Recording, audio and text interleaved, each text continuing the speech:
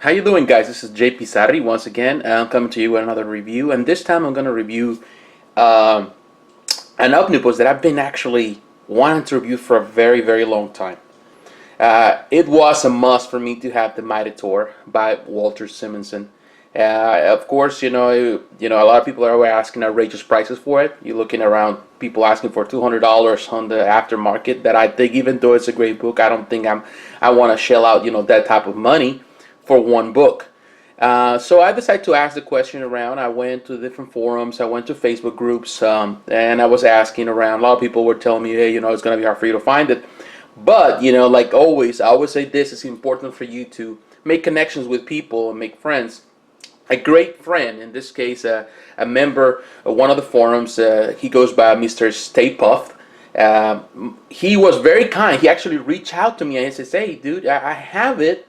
I don't read it. I don't use it. Because of the size that you have in my collection. I purchased it since day one, and really I just don't have use for it. If you want it, I'll give it to you. Plus, I really like your reviews. But he was very kind. He gave it to me for less than the retail price. And so I'm very glad that he did that for me. That was like a gift. So Josh, thank you very much. You make my day, and you make pretty much my year with that. This book is a huge book. It's, I think, the largest of all the omnibuses that I have. The largest in size and page count, but also in the dimensions of it. It's an extremely big book. It's really a great book in the sense that contains one of the best collections of the 80s, one of the best collections for the Mighty Thor, in my opinion, one of the best stories from comic book history. It is important to note here that this is not in this case, a special edition, the direct sale that they, of the book. This is just the regular that was sold everywhere else. Then the special edition has actually, in this case, the drawing, the picture has, in this case, Thor with Beta Ray Bill. I don't really mind. I really like both. It doesn't really matter because all you do in a special edition, and actually those special editions go up. They go for even higher price on the aftermarket, but all it is just the dust jacket. So in reality, it's not an investment per se. Now here on the side, you can see the dimensions is pretty big. It says The Mighty Thor. It says Walt Simonson, Sal Buscema, and on this side, you also can see all the different. Of course, it comes with all the different covers that have been used in this run. And as you can see, spanning epic tales of heroism and treachery, love and war, Walter Simonson, dynamic revival of Thor, set a standard by which all stories of the Norse god of thunder are measured. Once you take the dust jacket, you can see right here, it has, of course, an intro. It says it was a time of magic. And it has like a picture of the Mjolnir. And on this other side, of course, it has the bio of, in this case, the creators. And of course, here you can see the Stormbreaker. That's the mallet of Beta Ray Bill. Now, after you take the dust jacket away, you can see it's just a basic, regular, the classic, in this case, logo that the most omnibuses use is the Mighty Thor. It's in silver, of course, by Walter Simonson. On the side, as you can see right there, it says Marvel, The Mighty Thor. And it has, of course, Walter Simonson and Sal Buscema that became later on the penciler for the book. Collecting Thor 337 to 355, and then 357 to 369, and then 371 to 382. Also, as you can see right there, is Balder the Brave. There is mini collection number 1 to number 4 is part included. The only 2 issues that are not included in this run is going to be number 356, and that was written by Bob Harris, and then you're gonna have 370 that was actually drawn by John Buscema. So that's the only 2 that you're not gonna see included in this run. Once you open it, you can see right there it says a little art where you can see the frog, this case the Thor frog. Of course, he has always includes the intro, all the information, all the contents. You can see all that. And I like this. This is just an introduction actually done by Walter Simonson. Very nice. Always like Walter Simonson. He's such a cool guy. And of course, it starts straight up, with 337. That's the Beta Ray Bill run. and it's just fantastic. One thing about this book is that it's not, this was like many other omnibuses that they are remastered. This is not remastered. This was recolor. And some people were put off by that because a lot of people say, why in the world they couldn't just keep up the old colors? And part I understand in this case the dispute. I understand why some people were a little upset about it. Because the truth is that a lot of us like would like to see the true colors, and at least a collection that contains that. And definitely you can get those if you look into the visionaries that I also had before. Those are the paper trade backs, and you can get those, and definitely they have the old colors, of course, remaster. And they're fantastic. I definitely would like to see some collection where they have all remastered. Here they're recolor, and definitely they're not bad. Actually, I like it. And like I said before, and I said that in my other reviews of all other recolor collections that I have reviewed before, like the X-Men, the first 7 issues that were recolor. I definitely like that. I like when they do something like that. I think it's an important way to pay homage and also to introduce a lot of these stories with a more modern twist, to new readers. Because it's definitely one of the problems that I noticed and I heard over the years from a lot of the readers is that they just don't feel compelled to get these books because it doesn't match up to what their expectations are. They look at it and they are really looking, and the art is not as appealing to them. And there's definitely something to say about it. The problem with I think has happened is in this new generation of comic book readers, they've been, in my opinion, they've been I don't know, misinformed. I want to say that, use that word, but or they have been misled when it comes about comics. Yes, I always have this kind of, sometimes have these discussions with people in some of the forums. Because a lot of them, they say, they don't like the older stuff because it doesn't look right. And I think one of the problems that we have in this modern days is that a lot of the kids, a lot of the people, the younger, I'm not gonna say just kids because there's some people in their 20s, some people that are a lot younger into comics. They have been, they have grown into an era where the comic coloring is it's perfect. It's fantastic. So. Definitely, that's one of the benefits of this modern age is the ability to repaint everything digitally and give them texture and form and all that. That really improves the quality even of the art. So a lot of people, they tend to act like, well, the older art doesn't look that great. Well, it might not look great to some extent for some people, but it really this one is a combination of both. It really it's beautiful art. And one of the things about Walt Simonson is that he was considered not just a master in his time, but also a person that pay a lot of homage, in this case, to the older generation of artists. In this case, of course, Jack Kirby, Stan Lee were the main creators of the Mighty Thor, when they introduced the character in Journey into Mystery back in the day.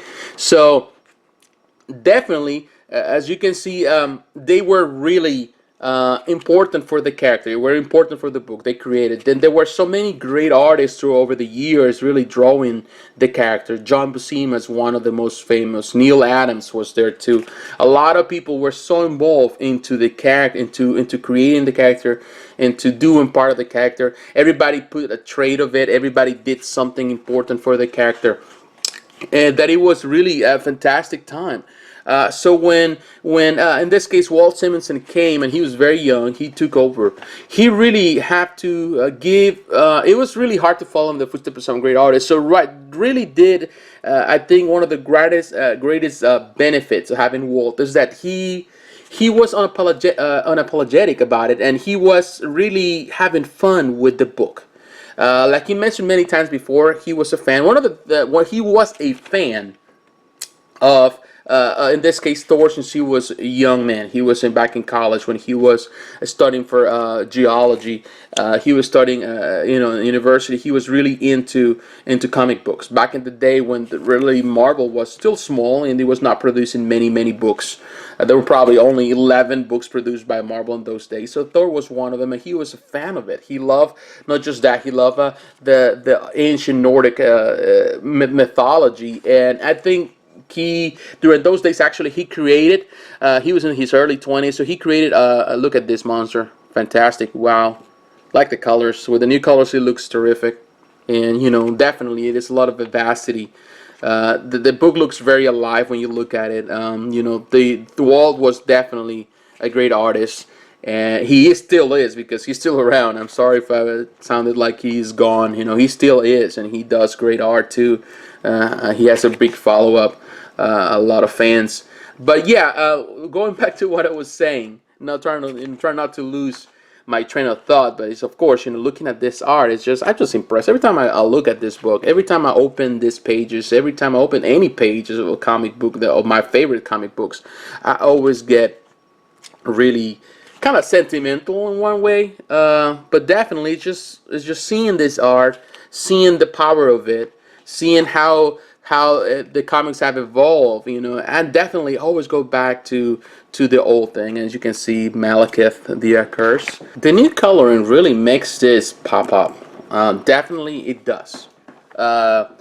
It's a little different. It feels a little different, of course, than the original coloring. But regardless of that, I think it's a great way to pay homage to this art. Definitely it is. And as you can see, one thing that I'm not really a fan of this book is, yes, I like the way they did the covers. Really, they really took away all in this case, the logo and all the information, just the art. But they don't offer you the cover in itself. So I feel that was the only one of the downsides. The only one that besides of course the size of how thick the book is, and how it is binded, how tight it is that the fact that I don't have a page where I can see the original cover that was presented, that was sold, and to the comic book fans or comic book readers. It's not included. Just this. Well, this is nice. I would like, if you already have a lot of pages, you might as well just keep that also. They didn't do it, of course, I'm okay with that. He made a combination of course, the ancient mythology. He brought a lot of it. Nobody else did it before him as good as he did. He brought all that combination with sci-fi, with adventure, with some drama. He put a combination of art. In reality, definitely, it's one of the reasons why I think, if you really follow close, you could even create a movie out of a lot of the stories that were hinted here. They have tried a little bit of it in the Thor movies. They haven't done it as well. Personally, like the last one more than the first one, The Dark World, because it really contains some of the stories that were brought here. But to a certain extent, they were not as good compared to to other movies created by Marvel Studios. Well, it's part of the filmmaking. Is really difficult. Like the thing is this, with Thor and his mythology and his world, the Asgardian world is just really so big. It's larger than life. So it's really hard to really put all together into a real perspective. And here you can see the enemy of Odin, Surtur, the demon. Fantastic. One of the fantastic stories. What I like about this is that so far we have read, it really builds up. The story builds up from the beginning, from Beta Ray Bill till the battle with Surtur. It really builds up. It creates the story to get to that point in the middle of the book where you really see a great battle between Asgard and the forces of Surtur and all his demons. It's just a fantastic story, and the way that it was built up. That's one of the greatest achievements, I think, of Walt, is that he is a great storyteller. And when he did with Thor, and like I was saying, when he started back in college, he was a fan back in those days of Thor, and he created some stories, some sketches for that, and he said one day I'm gonna be able to create that. He wanted to create some and give Thor a more powerful story. Of course, he was very young. He was still in college. He after he left college, He went to art school, and of course life went on, and he went to work for different companies, starting with DC Comics and other than Marvel, until he finally was able, 15 years later in time, he was able to produce this. And you can see his art, and with the coloring, with that color, it looks more powerful, more menacing than it was before. And you can see Malekith. I have a lot of followers, and I have a lot of friends, and a lot of people that follow me. I know that you are trying and working into becoming an artist. A lot of my friends, they say that to me. They confide that to me. They say, hey, I would like one day to become an artist. I'm starting my own comic book, and what do you advise me in order to become more popular? My advice is very simple. It's just keep doing what you love the most. If you love what you do, just keep working on it. Keep work hard at it. Don't get limited by what people think or what people say. There's always the opportunity to grow. And as you can see, this is a very famous image inserter, and as you can see right here, this is the cover that is used actually for the special sale, special edition. Beautiful. That's one reason why I say, I don't need that. I don't need to pay so much money for that. When in reality, it's already included inside. But yes, it's really, looking at it, it's just fantastic too. It's just the way they did it here. They did it right. I hope that they do that more often with other books. I hope actually that they offer both versions, the regular version, remaster of course, and also recolor version. I think a lot of the art, especially from the 70s, 60s, 80s, will benefit from that. Of course, the older the books are, the older the collections are, they really appeal more to an older generation, older people. More than the younger generation. So, there is a market always for it. But it would be nice. I think that will give a much better introduction.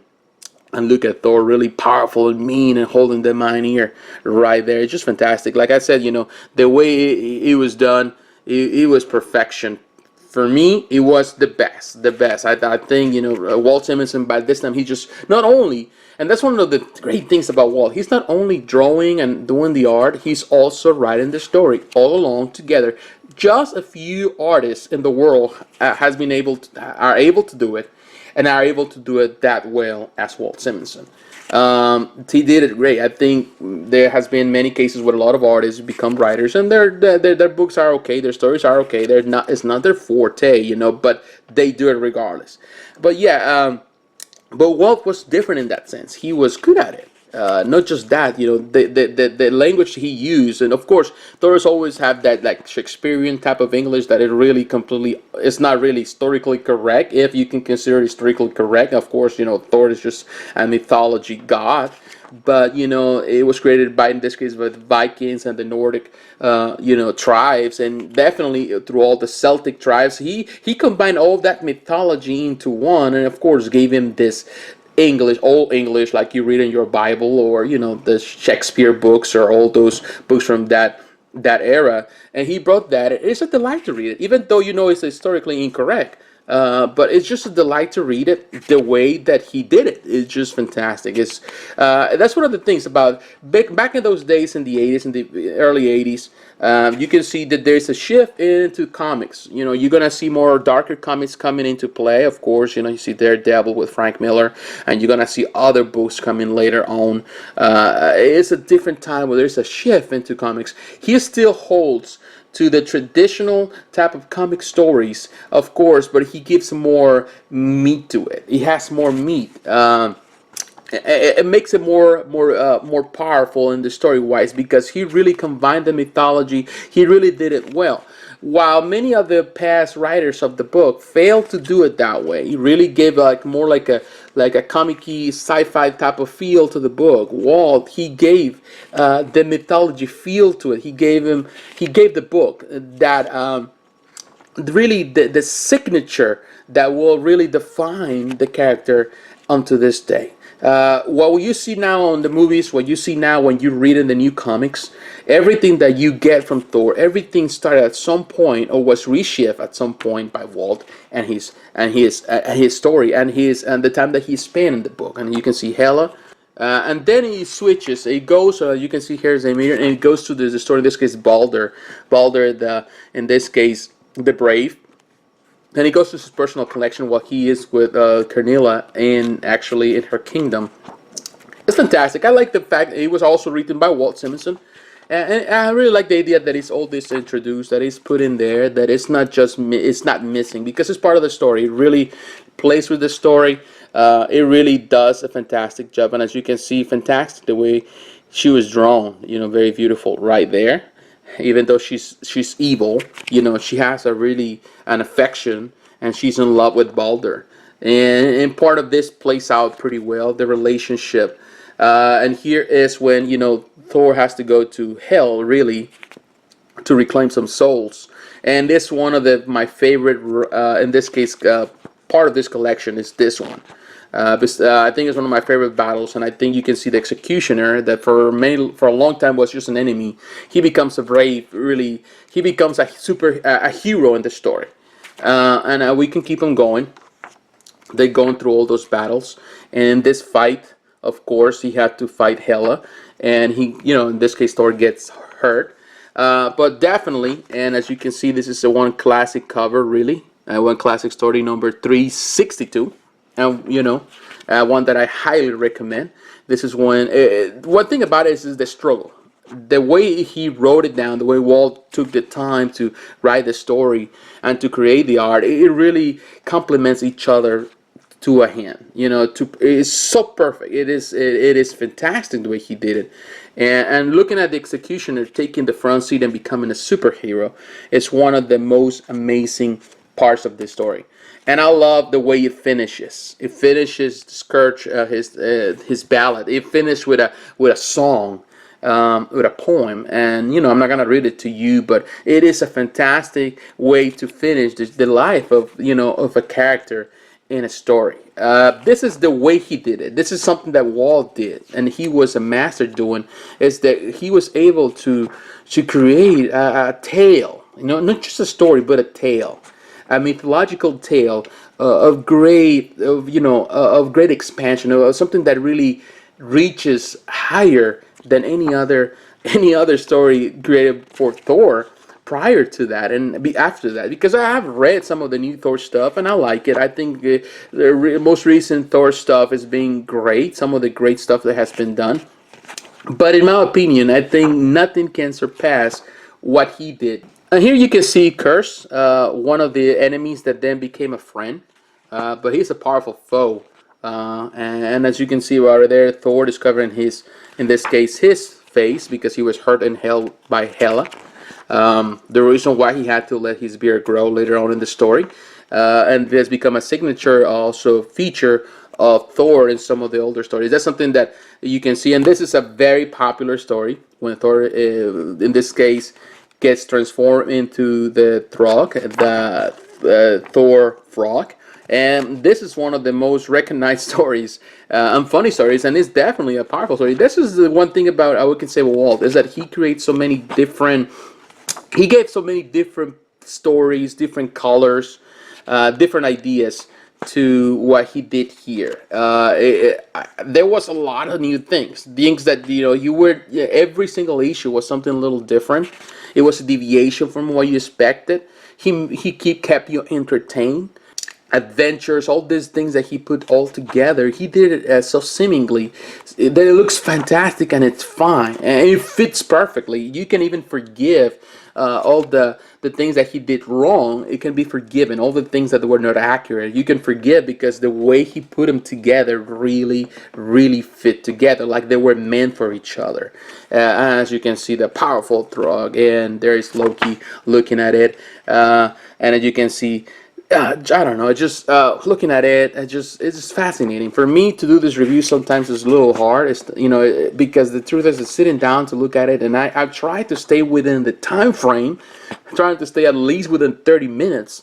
But it is just hard. You know, when you look at this, when you look at the art, when you look at it, it's just I just get so distracted. And as you can see right here, in this case, Thor let his beard grow. He looks actually good with it. Of course, there's a lot of tragedy, but there's also a lot of comedy.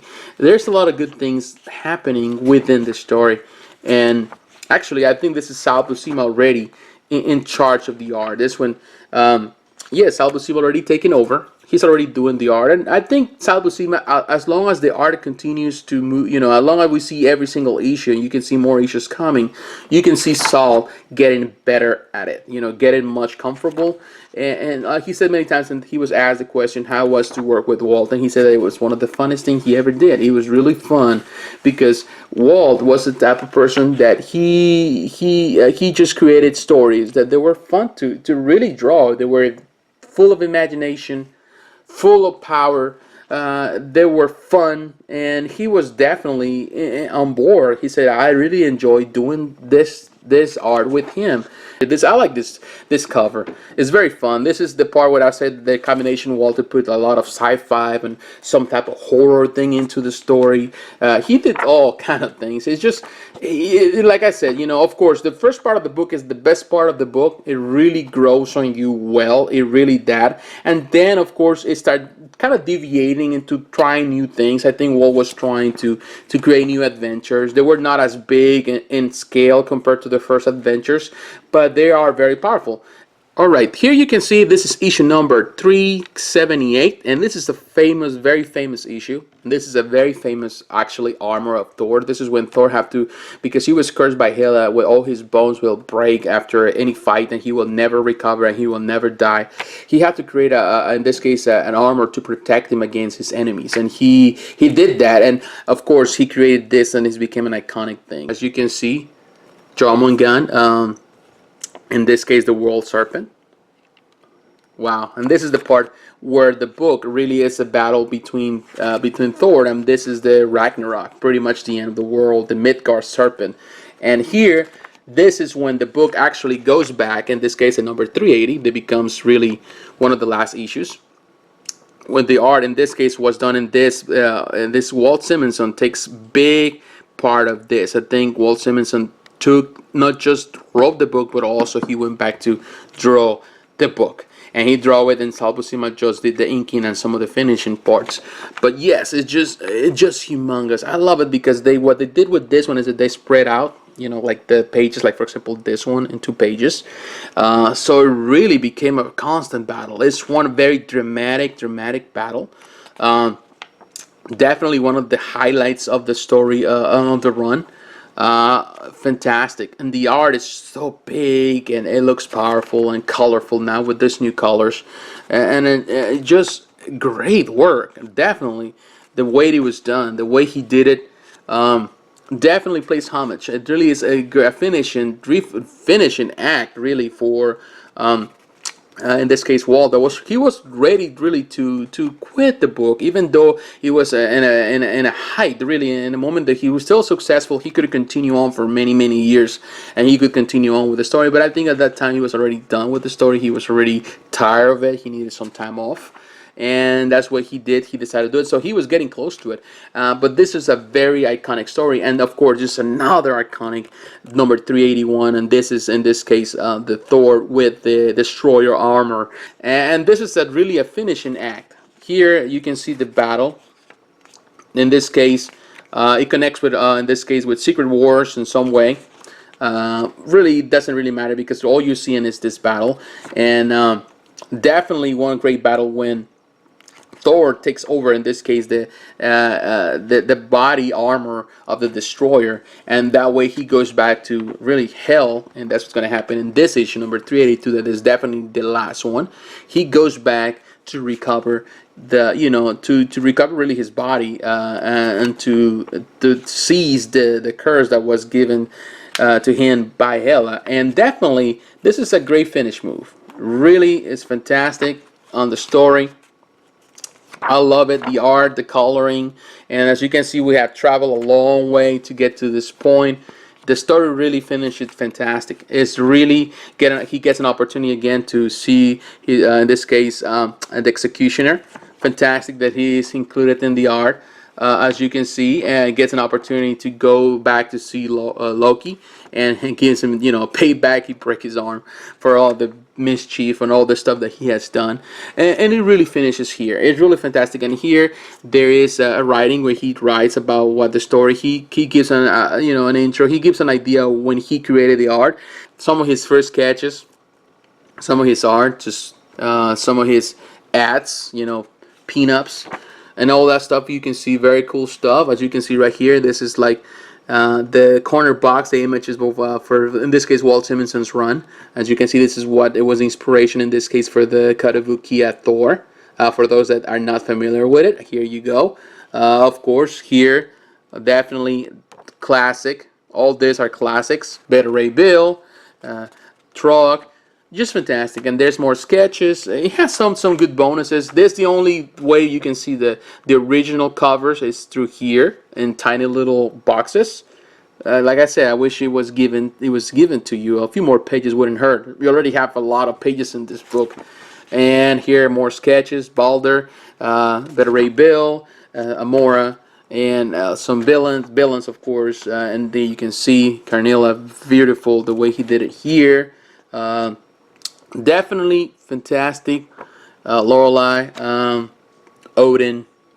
Wow, this can really give you an idea how good he is. I like this one actually. The stand, his form, his figure, and as you can see right there, Mephisto.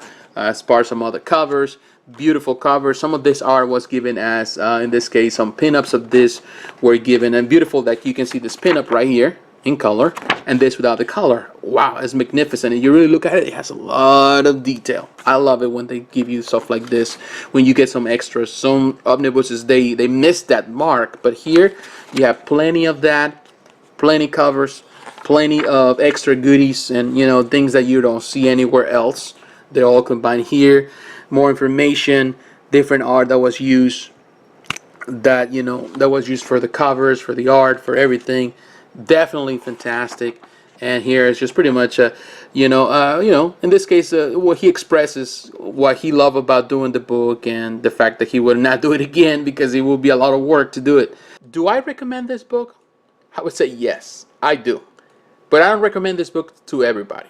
I think this book, it really is a good collection book for those that are mainly collectors of omnibuses, those that want to have a collection of books. If you haven't, you're a collector of omnibuses, I'm sure you have this, but if you don't, then you need to have it. It's definitely one of the best omnibuses out there. I really love it. It's really thick. In my opinion, they could have even easily done 2 omnibuses out of this and still, you know, be okay. People would not complain about it. It's definitely good. The problem that it has, of course, is too thick and it's too heavy. It's really heavy. So at some point, it feels like, you know, trying to use it, trying to maneuver with it, is difficult to find a really way to read it that is comfortable, especially if you like to read if you're laying down. You find ways, you know, I always find ways. Mainly it's for collectible purposes. Looking at it is important. I think like in any other book, any book, no matter how well it's made, how well it's done, if you don't treat the books right, of course they're going to damage over time. So so you be careful. Sometimes books, even when you treat them well, they damage. It's just part of life, you know, nothing you can do about it really. But yes, I highly recommend it. Now, for those that really haven't get into the Mighty Thor and I would like to try it, I will recommend you to use the Visionaries for start. For start, it will be great if you get them. They're very cheap. They're already, I think they're on they already have the complete run on all of them. I think they got what, 7 maybe, 7 single issues, 7 single Visionaries, and that includes the whole run.